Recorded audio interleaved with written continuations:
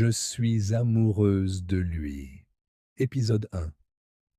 Élise marchait dans le petit parc derrière son école, son carnet de croquis serré contre elle.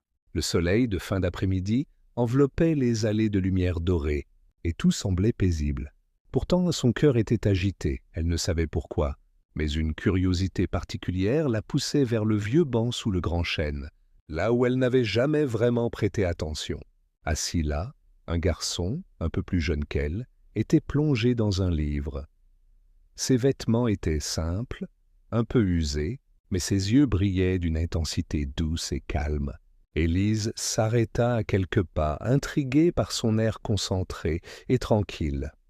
« Bonjour. Je peux m'asseoir » demanda-t-elle timidement.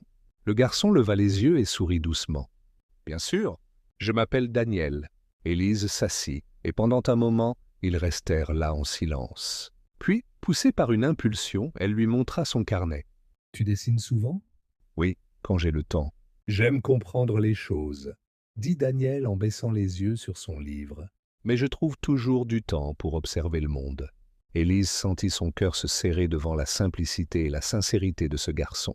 Il ne parlait pas pour impressionner, il parlait avec honnêteté, avec humilité.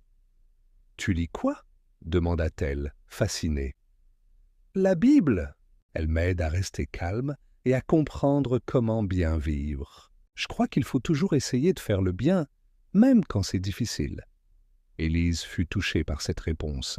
Elle n'avait jamais rencontré quelqu'un d'aussi humble et réfléchi. Elle sentit quelque chose d'étrange et de doux, une chaleur qui montait en elle qu'elle n'avait jamais ressentie auparavant. Au fil des jours, elle commença à chercher des occasions de le revoir. Chaque rencontre était simple, un sourire, un mot, un partage de dessin ou de lecture. Mais pour Élise, chaque instant avec Daniel avait une intensité rare, une douceur qui la bouleversait. Ses parents remarquèrent bientôt son intérêt.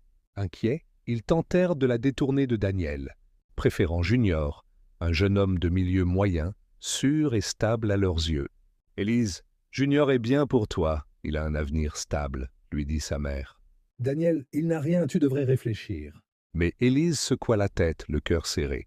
Elle ne voyait pas Daniel comme rien, elle voyait sa bonté, sa foi, sa détermination à faire ce qui est juste. Et plus elle pensait à lui, plus elle réalisait que son monde devenait lumineux dès qu'il était près d'elle. Un soir, alors que le soleil disparaissait derrière les collines, Élise retrouva Daniel au parc. Il lui tendit un petit